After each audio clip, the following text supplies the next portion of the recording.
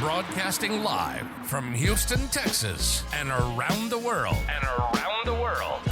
TV host, best-selling author, and radio personality Brad Gilmore brings you a collection of conversations with stars from movies.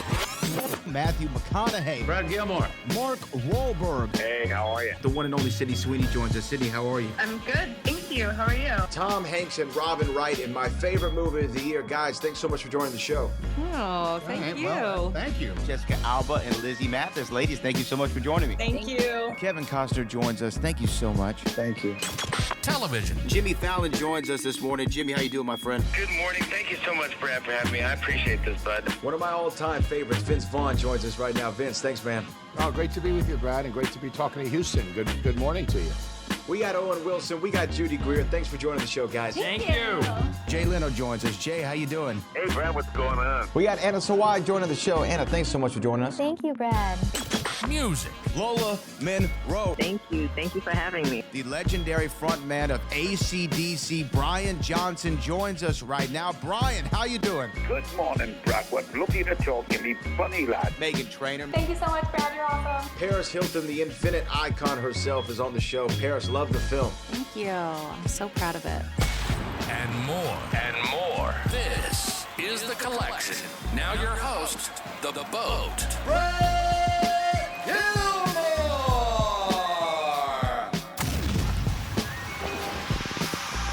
Well, joining me right now is a multiple-time Grammy nominee. So many gold albums, so many platinum albums, you can't even count them. Over 140 million albums sold worldwide. And he's releasing a brand new single called I've Got You. And he joins me right now to talk about it. The legend himself, Mr. Engelbert Humperdinck, is here. Sir, how are you? I'm good, thanks, and I'm happy to be talking about this great song that we are talking about. You mentioned. I've Got You. Let's jump right into it. A new single from Engelbert Humperdinck is literally music to my ears in 2026. Tell me about the song and why now was the right time. You know what? I got together with my producer who did After the Loving and This Moment in Time and The Last Romantics and all those wonderful songs. And I said, I need a song that's going to be another After the Loving. And he played me some songs, and this one really stood out. I said, Joe, that's the song I want to do because it has so much depth and so much meaning. And not only that, you're not alone when you sing this song because it lends itself to so many different things. It has humility in it. It's very humble. There's an apology in it. There's a love relationship which you can't believe, and it's in this. Everything is in this lyric, and the melody is to boot. And Larry Butler, who wrote the song, wrote all the big hits for Kenny Rogers, and I'm happy that I've got one of his songs and put it out as a single.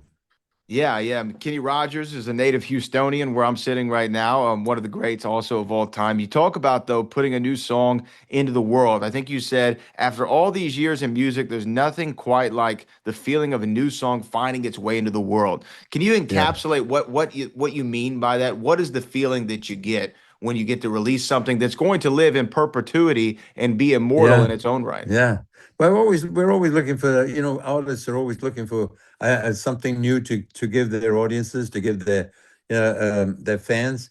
And this little needle in a haystack I happen to find is a good one. It's a good one. I've been very fortunate because some of the songs I've recorded before, like Man Without Love went from one to it was number one many years ago, and it went back into the charts again about 3 years ago with this Moon Knight series, and the young people listen to it and they want to know what an Engelbert Humperdinck's all about, and I've got new faces in the audience. It is kind of incredible. I think that's what especially social media has done is the young audiences will rediscover a song through TikTok or YouTube or whatever it is, and it's a whole new life for it. I know it's just wonderful. This particular song is got a wonderful lyric, and I just feel it has such an honest feel to it, And when I heard it for the very first time, I thought this must be one I'm going to put in my repertoire, and hopefully that it's going to move and become a hit and let the world hear this beautiful lyric and melody. Well, and you've had such a great ear for that, obviously, over the years. What is it, if whether it's Spanish Eyes, whether it's A Man Without Love, or any of the ones that you've mentioned or that people know you for? Is it that moment to where when you hear it, you immediately know, or is it, hey, I start to Yeah, listen to it and then it gets into my head and then I start seeing the vision of the song? Kind of which way does it work for you? it was the first time listening. As soon as I heard it, the first time I heard that lyric and I heard the melody, I knew that this had hit potential. And I told Joel, I said, let's do it, and it's worth listening to. It really has a great lyric. It really has a great lyric. I'm not just saying it for the idea of promoting it, but yes, I am saying it for the idea of promoting it. Yeah, but it is a great song, and I hope people love it too.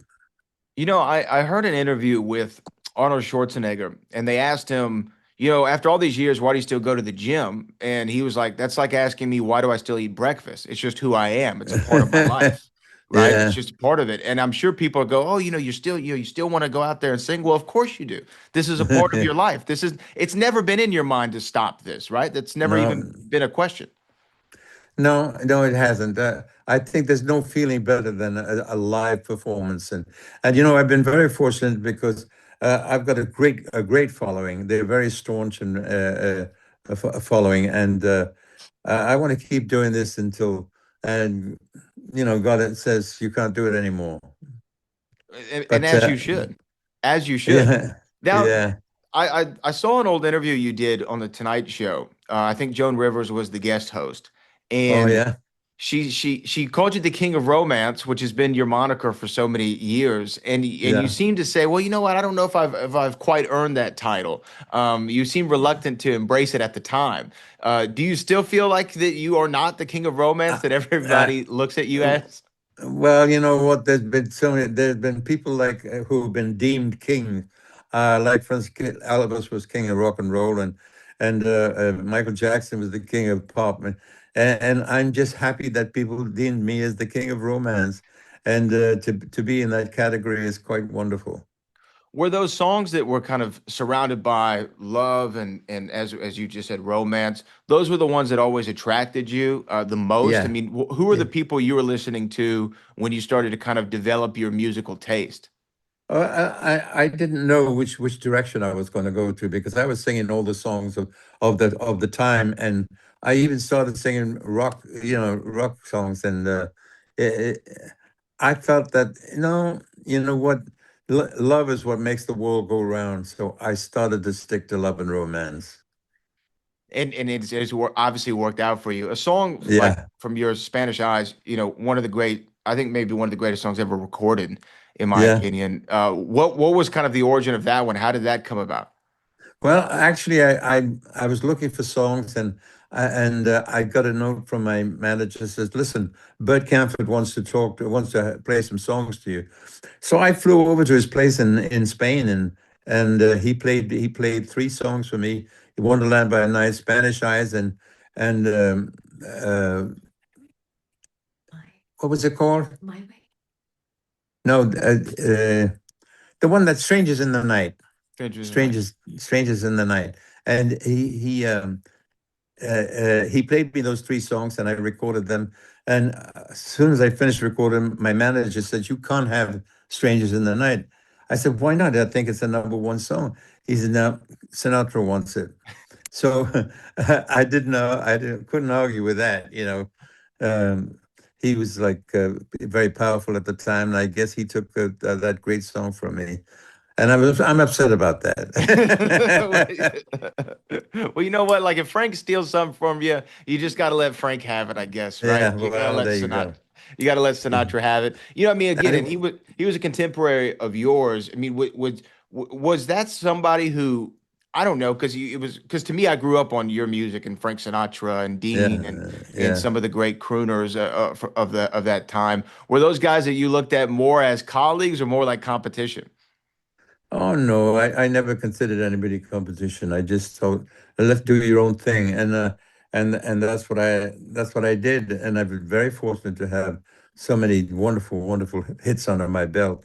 Songs that have registered throughout the world, like "The Last Waltz" was played in every dance hall in the world. And to think that I was part of that, the ending of a night where the romantic couples get together and have the last waltz, and that would happen to be my song. It's beautiful, and now they have the opportunity to do it again in every continent, in every country, every state, every province is going to get to hear Yeah. "I've Got You," which is your new song, and I'm just so thrilled to be able to speak to you this morning. Again, congratulations on the new record, congratulations on one of the most incredible music careers of all time, and it's just been a pleasure to speak to you this morning, sir. Thank you very much indeed. Indeed, nice talking with you.